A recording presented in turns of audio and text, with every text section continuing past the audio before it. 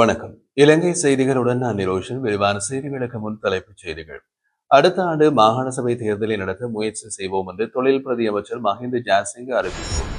ஐக்கிய தேசிய கட்சியின் சம்மேளனத்தில் அனைத்து எதிர்க்கட்சிகளும் ஒன்றிணைந்துள்ளதை பார்த்து அரசாங்கம் பதற்றமடைந்துள்ளதாக தியாசரி ஜாசகர தெரிவிப்பு. மக்கள் விடுதலை முன்னணி நடத்திய வன்முறைகள் எண்ணற்றவை, அவர்களின் வரலாற்றினை காலம் வரும்போது வெளிப்படுத்துவோம் என்று தெரிவித்துள்ள துமிந்த திசாநாயக்க. இந்திய கடற்படை தளபதி அட்மிரல் தினேஷ் கே திரிபாதி உத்தியோகபூர்வ விஜயத்தின் பகுதியாக இலங்கை கடற்படை தளபதி வைஸ் அட்மிரல் காஞ்சன பனாகுடவுடன் சந்திப்பு. இனி விரிவான செய்திகள். அடுத்த ஆண்டு மாகாண சபை தேர்தலை நடத்த முயற்சி செய்வோம் என்று தொழில் பிரதி அமைச்சர் மஹிந்த ஜாசிங்க தெரிவித்துள்ளார். யாழ்ப்பாணத்தில் தொழில் திணைக்களம் நடத்திய நடமாடும் சேவையில் கலந்து கொண்ட பின்னர் ஊடகவியலாளர்களின் கேள்விகளுக்கு பதிலளித்த அவர், எமது அரசாங்கம் ஆட்சிக்கு வந்ததிலிருந்து 3 தேர்தல்களை ஏற்கனவே நடத்தியுள்ளோம். தற்போது நாட்டில் பல்வேறு அபிவிருத்தி திட்டங்கள் நடைமுறையில் உள்ளன. அவற்றுக்கு தடையில்லாமல் அடுத்த ஆண்டு மாகாண சபை தேர்தலை நடத்துவதற்கான முயற்சிகளை மேற்கொள்வோம் என்று குறிப்பிட்டிருந்தார். இந்த நிகழ்வில் வடமாகாண அலுவலக உதவி தொழில் ஆணையாளர் சிவரஞ்சனி நாகேந்திரன், யாழ் மாவட்ட உதவி தொழில் ஆணையாளர் யு ஆண்டன் தனேஸ், யாழ் மாவட்ட தொழில் திணைக்கள அதிகாரிகள் மற்றும் சேவைகளை பெற வந்த பொதுமக்கள் என பலரும் கலந்து கொண்டிருந்தனர்.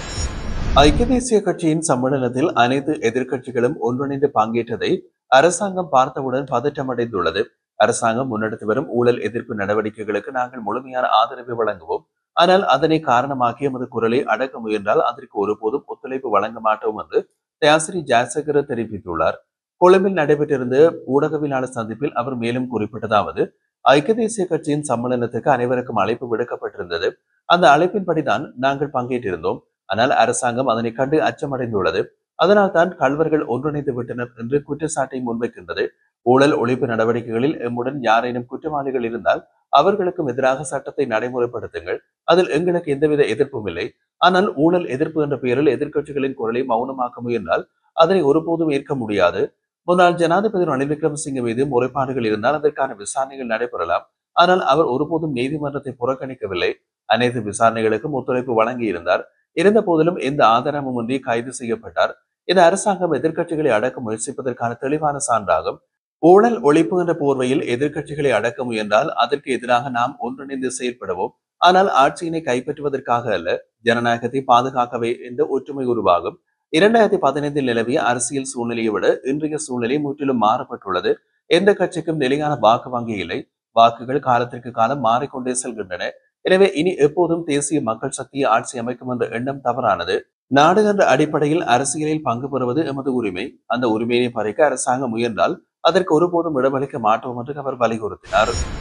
1980களில் மக்கள் விடுதலை முன்னணி நடத்திய வன்முறைகள் எண்ணற்றவை. 100க்கும் மேற்பட்ட வங்கிகள் கொள்ளையடிக்கப்பட்டது. மின்புறப்பாக்கிகள் தீ வைக்கப்பட்டன. பாடசாலைகள் சேதப்படுத்தப்பட்டன. நெல் களஞ்சிய சாலைகள் எரிக்கப்பட்டது. பல உயிரிழப்புகளும் இடம்பெற்றது. இவற்றை அனைத்தையும் பட்டியலிட காலம் போதாது. ஆனால் சரியான நேரம் வந்தவுடன் அவை அனைத்தும் மக்களுக்கு வெளிப்படுத்தப்படும். இவ்வாறான வன்முறையாளர்களிடமிருந்து மக்கள் எதிர்பார்க்கும் எந்த ஒரு மாற்றமும் நிகழாது என்று முன்னாள் அமைச்சர் துமிந்த திசாநாயக்க தெரிவித்துள்ளார். ஹம்பாந்தோட்டையில் நடைபெற்ற மக்கள் சந்திப்பு ஒன்றில் உரையாற்றியவர் மேலும் கூறிய போது, எதிர்க்கட்சியினரின் வாக்குறுதிகள் ஆட்சி அமைத்த பிறகு நிறைவேற்றப்பட மாட்டாது.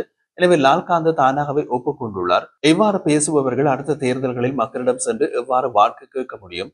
ஜேவிபி நாடு முழுவதையும் தூண்டிவிட்டு சீரழித்தும் அரசியலை தவிடுபொடியாக்கியும் மக்களை ஏமாற்றிய வரலாறு கொண்டது. ஆனால் ஸ்ரீலங்கா சுதந்திர கட்சி மற்றும் ஐக்கிய தேசிய கட்சி போன்றவை எதிர்க்கட்சிகளாக இருக்கும் போதே மக்களிடம் அளித்த வாக்குறுதிகளை ஆட்சி அமைத்தவர் நிறைவேற்றியுள்ளன. ஜேவிபி போல மக்களை ஏமாற்றவில்லை. பட்டதாரிகளுக்கு வேலை வாய்ப்புகளை வழங்குதல் முதல் பல அபிவிருத்தி திட்டங்கள் வரை நிறைவேற்றப்பட்டன. மத்திய அதிவேக நெடுஞ்சாலை திட்டம் தொடங்கிய போது அதனை கடுமையாக எதிர்த்து இடைநிறுத்தியது ஜேவிபியே. ஆனால் இன்று அதே திட்டத்திற்கு இவர்களை அடிக்கல் நாட்டியுள்ளார்கள். இதன் விளைவாக நாடு 500 பில்லியன் ரூபாவுக்கும் அதிகமான நஷ்டத்தை சந்தித்துள்ளது.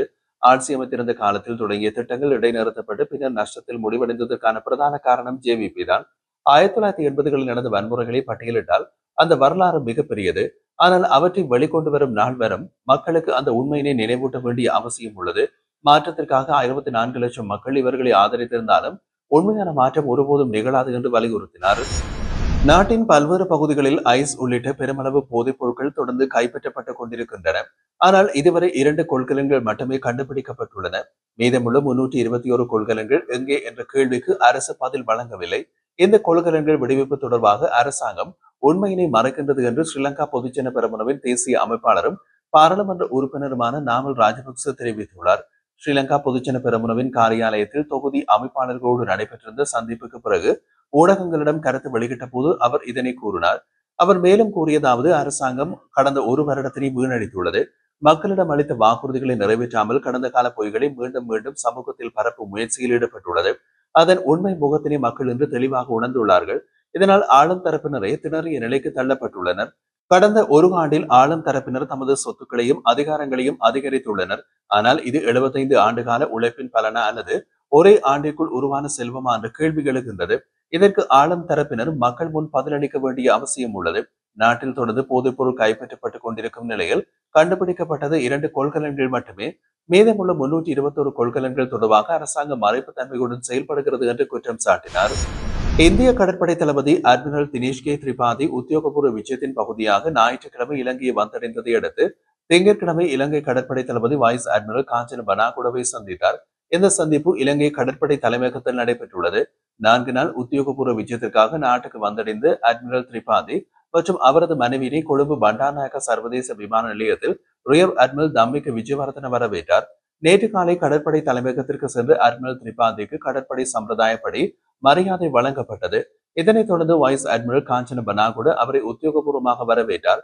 சந்திப்பின் போது கடல்சார் பாதுகாப்பு, இரு நாடுகளுக்கும் இடையிலான நீண்டகால நட்புறவு மற்றும் மூலோபாய முக்கியத்துவம் வாய்ந்த இருதரப்பு ஒத்துழைப்புகள் குறித்து கலந்துரையாடல்கள் நடைபெற்றன.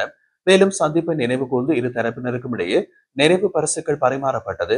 இந்த விஜயத்தின் போது இந்திய கடற்படை தளபதி இலங்கை அரசாங்கம் மற்றும் பாதுகாப்பு துறையின் மூத்த அதிகாரிகளோடு உத்தியோகபூர்வ சந்திப்புகளை நடத்த உள்ளார். அதேபோல் இலங்கை கடற்படையால் 12வது முறையாக ஏற்பாடு செய்யப்பட்டுள்ள காலி உரையாடல் சர்வதேச கடல்சார் மாநாடு 2025 அவர் பங்கேற்க உள்ளார். தெற்கு மாகாணத்தின் செப்டம்பர் 22ஆம் தேதி திங்கட்கிழமை ஹெரோயின் மற்றும் ஐஸ் உள்ளிட்ட 600 கிலோகிராம் போதைப்பொருள் போலீசாரால் கைப்பற்றப்பட்டுள்ளது. இவை தொடர்பாக தெற்கு மாகாண அரசியல்வாதிகளுடன் நேரடி தொடர்பு இருப்பது தெரிய வந்துள்ளதாக பொதுமக்கள் பாதுகாப்பு மற்றும் பாராளுமன்ற அலுவலர்கள் அமைச்சர் ஆனந்த விஜயபால தெரிவித்துள்ளார். பொதுமக்கள் பாதுகாப்பு அமைச்சின் காரியாலயத்தில் நடைபெற்ற விசேட ஊடகவியலாளர் சந்திப்பில் அமைச்சர் பேசியதாவது, கடந்த 2-3 தசாப்தங்களாக நாட்டில் போதைப்பொருள் வர்த்தகம், பாதாள உலக குழுக்கள் மற்றும் சில அரசியல்வாதிகளிடையே தொடர்பு நிலையை வைத்திருப்பது புதிய விஷயம் அல்ல. இதனை ஒழிக்க பொதுமக்கள் போலீசாருக்கு தகவல் வழங்க வேண்டும். வழங்கப்படும் தகவல்கள் முழுமையாக ரகசியமாக காக்கப்படும். நேற்றைய தினம் மட்டும் தெற்கு மாகாணத்தில் 245 ஹெரோயின் பாக்கெட்கள், 635 ஐஸ் பாக்கெட்கள் உள்ளிட்ட 600 கிலோகிராம் போதைப்பொருள் மீட்கப்பட்டது.